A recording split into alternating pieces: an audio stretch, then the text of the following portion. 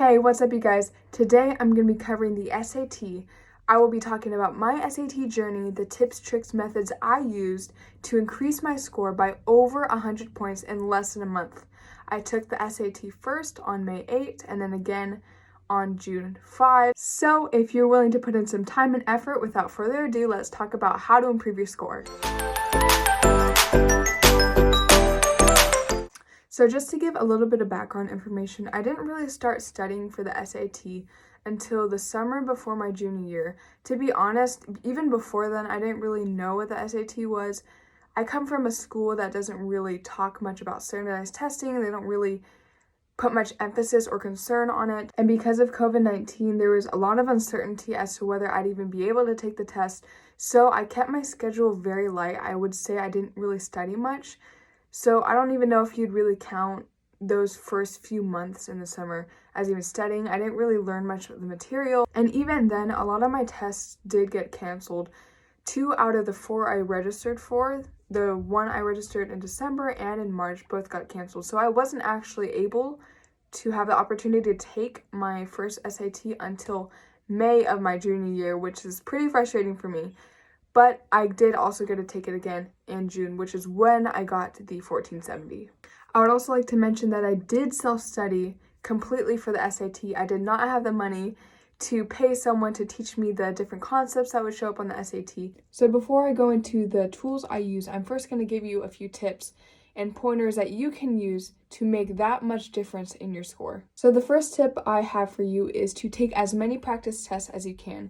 That way you'll be able to see more questions, you'll have a better understanding of the types of questions you might see on the exam, and therefore you'll be better prepared for what kind of material you'll see on the actual tests you take. I will get more into the details of where you can find practice tests and what websites are better than others. This, I think, was the biggest game changer in what boosted my score from a 1350 to a 1470 in that short amount of time. So definitely take as many practice tests as you can. They definitely do make a difference in your score. The second tip I have for you is to actually not time yourself when you're first starting out. This is because you're not actually familiar with the questions and you can't really expect yourself to comprehend what the test is actually asking you all within the time frame, especially if you're new to the SAT. Once you start building an understanding of what the SAT is actually trying to ask for, then you can start timing yourself. But first, go without a timer. You want to make sure you understand and learn the concepts first before you start adding on extra pressure. And this is kind of key because if you don't actually understand the concepts, then there's no way you're going to be able to complete the whole test within the designated time frame. Understand the SAT concepts first, then you can start building on a timer, and then you can start setting up your schedule that way. My next tip for you guys is to go over your wrong answers. So if you made a mistake on a practice test or any other SAT question, then definitely keep a record of the questions you got wrong and go back and try to fix your mistake yourself. If you can't fix your mistake, you can easily go online and find an outlet that will help you get the right answer, but keep a record. What I actually did was keep a whole notebook designated for the SAT, and it's just filled with pages of questions and notes about the SAT, related to the SAT, any types of formulas I would need to remember, questions I got wrong. And for that, I would just write out the question and I would write out the answer and a trick I could use to remember next time that would prevent me from making the same mistake. And this made a big difference. I know it's a lot of time and I know it's a lot of effort, and I didn't want to do it myself, but I think this is really what gave me that boost in my score. All right, the next tip I have for you guys is to take the test seriously. I know the SAT is a lot of work. It was definitely a grind for me. But if you're going to be studying for something, at least study hard. That's the way to go. That means there are less tests to take, less money you have to spend on future tests if you just take it seriously the first time.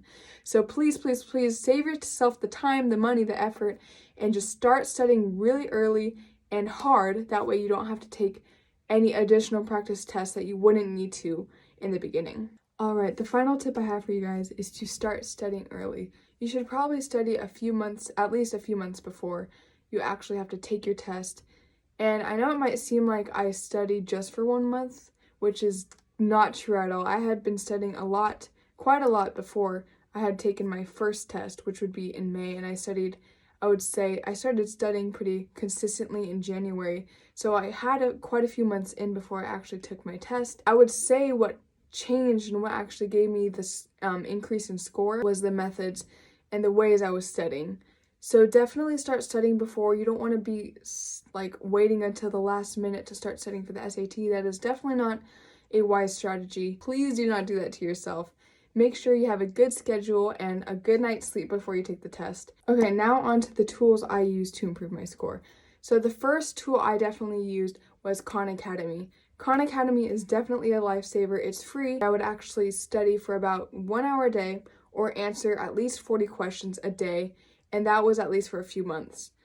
And they also have practice tests that you can take, up to 10 practice tests, and I would do those on the weekend because you're obviously not going to be taking a practice test on a school day. As far as practice tests go, by the time I took my first test, I was exclusively using Khan Academy for practice tests, but that actually changed when I was preparing for my next SAT. So what I actually did was I would take practice tests on the weekends, but do a portion of one. So I would do, say, the reading section on Saturday, and then I would do the math section and writing section on Sunday. So just to kind of break it up and not make it so hard on myself, and I didn't want to get burnt out, especially since I was studying a few months before. And that's actually how I kind of broke up my schedule. So one day I would do the math section, and the next day I would do the reading, and then after that I would do the writing. So I did break up my week into different portions based on what I would be studying for that day. So Khan Academy was definitely a big help. I definitely recommend it. It is free, and that's how it kind of helped me self-study. They have practice tests. I would not recommend repeating them, and that will lead me into my next tip of getting the app Reddit. I mean, Reddit was just like a lifesaver. Any questions you didn't know how to solve, you can post online at Reddit, and they'll be answered for free. That way you can log them away in your journal and know how to solve your error for next time so you don't make the same mistake. They also have practice tests, which I would say changed my score so drastically in such a short amount of time.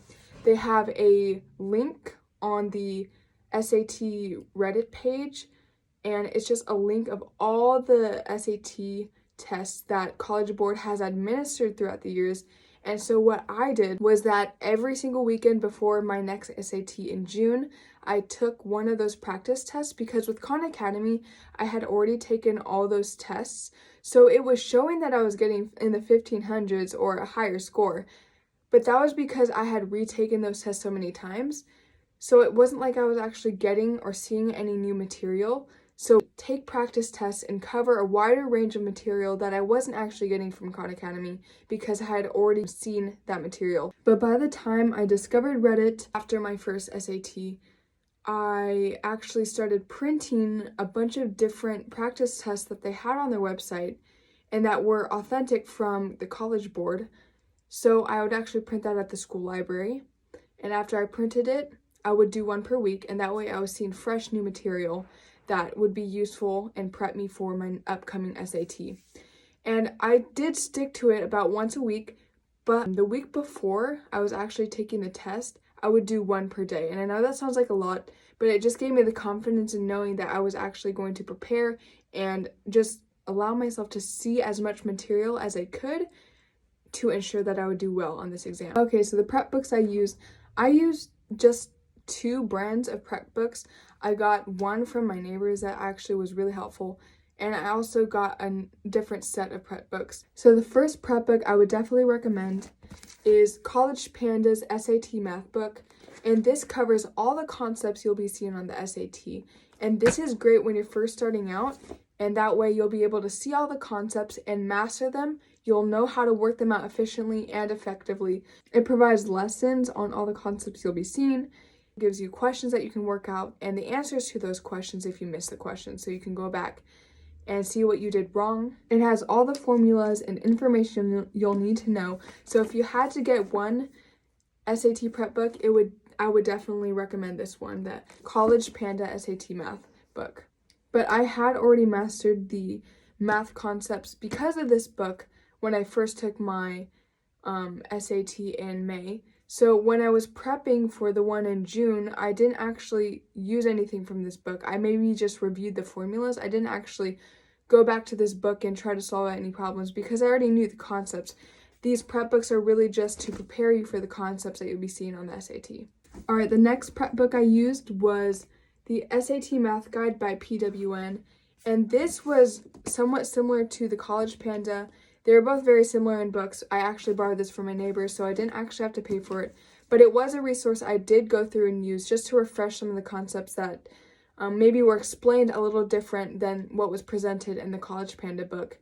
So it was a good SAT book. I would definitely recommend it. I use these books in conjunction with the Khan Academy. So what I would do is I'd answer my 40 questions on Khan Academy, and then I'd go back and review what I got wrong, and then I'd move on to the prep books, and I'd complete at least like just one section. So one section, it varies from book to book, but about 20 questions. I did go from start to finish with these books, so I literally answered every question in both of these books. I should also mention that the author of this book also has a website where you can actually enter in your email, and he'll send you daily SAT questions to prep you for your test. So that's actually what I also use in addition to the books.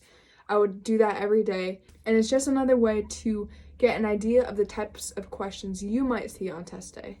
One big reading tip I do have is to actually find old AP Lit exam. Look out for the reading portions, and you can actually just take the reading portions and complete them. And that way you'll actually get more reading practice if reading is where your source of error is. Definitely just search out for old AP Lit exams and take those. I actually did that, and it actually helped me quicken my pace in reading and just get a better overall comprehension of what those questions were asking me. And the last SAT prep book that I used was also from College Panda, and it was a SAT writing book. And I would say I just went through this once. I did not actually go through it multiple times. I just stick to it once because I felt that the concepts were easy enough for me to understand. I mean, after I went through this book and I knew what the SAT was actually looking for based on what the book was explaining, that's when my score definitely improved. And I didn't actually have a hard time with the writing section after that.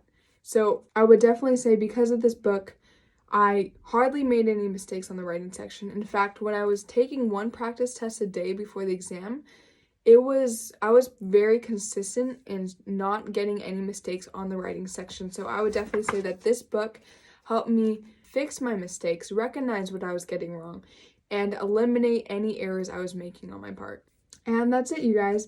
I would definitely say hard work plays a huge role in this. It was hard to find motivation to commit to all the things I was doing, but if you have a desire to improve your score, then just get it done. Use the resources that are available to you. A lot of them are free. You'd be surprised. Take advantage of practice tests and all the resources available to you. It will definitely just make that much of a difference in your score. If you have any other further questions, feel free to leave them in the comments below. I will also be leaving a link in the description of all the prep books I use, which is only 3, to study for the SAT. If you liked this video and you found it helpful, please like and subscribe. And with that, guys, I'll see you in the next video.